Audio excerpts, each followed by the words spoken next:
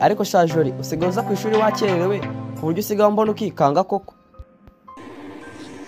Erega mwari, erega n'ubundi rakerejwe n'icyapa. Ngo ni icyapa? Ubwo se ni icyapa bwoko ki? Nyine mwari urebye nazindutse, ahubwo nageze imbere hariya y'amashuri mbona icyapa cyanditseho ngo genda gake, imbere hari ishuri. Nuko nanjye ngenda gake. None ngenze ngera ahangaha nsanga nakererewe. Ubwo se urumva wabindenganyiriza? Ariko mana yanjye koko jori ikigoryi. Abanyeshuri bose natunze muri iki kigo niwe kigoryi cya mbere nagize. Kandi dore n'uyu munsi numvise ngo mu mibare wagize 0. Niko se ubundi jori ndagira ngo mwibarize. Ufashe ibihumbi 2 ukabigabanya abana 2, warangiza ukahita ubikuba n'ibihumbi 10. Ubundi igisubizo wabona kari kangahe? Ariko ubwo uretse kungora, urumva ibyo bintu nabishobora? Ntabwo nabishobora, njye nabona 0. Sinakubwiye kuri ikigoryi nyine. Wowe uzakomeze wibera ikigoryi kugeza igihe leta izakomeza kugenda yongerera umushahara wanjye. Nawe nushaka uzarinda upfa gutyo. Sha mana yanjye, dore ndakennye kandi nkeneye amafaranga. Se ndayakura hehe koko? Ariko nungutse igitekerezo. Reka njye kwa anko wanjye ndebe ko namukuraho n'ibihumbi 10. Anko muraho neza? Uraho shajori? Amakuru y'iminsi, amasomo aragenda se? Nizere ko usigaye bitsinda. Aha yewe wabyihoreye. Ariko urebye nyine amasomo yagendaga. Gusa uretse ko nyine hajemo ibintu by'ibibazo, urabibona mama yararwaye, ndetse n'ubu ngubu ntabwo amasomo ari kugenda neza kubera abizi ko duhora mu bintu by'ibizami, kandi amafaranga yamfashaga ni mama yamaga, rero kubera yararwaye ntabwo amafaranga nyiyabona. Yego ndabyumva cyane rwose.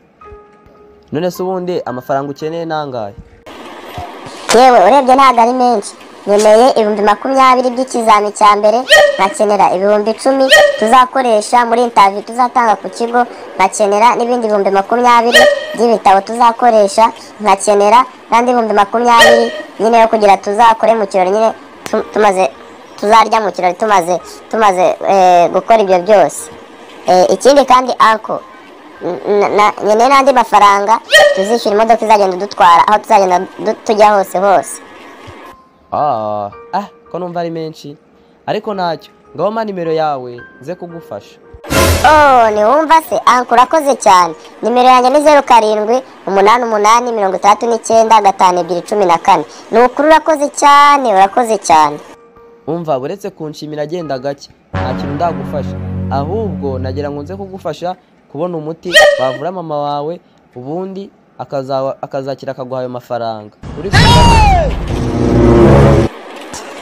N'ubundi nari mbizi kugira aba anko bimbwa nkawe ntacyo bamarira.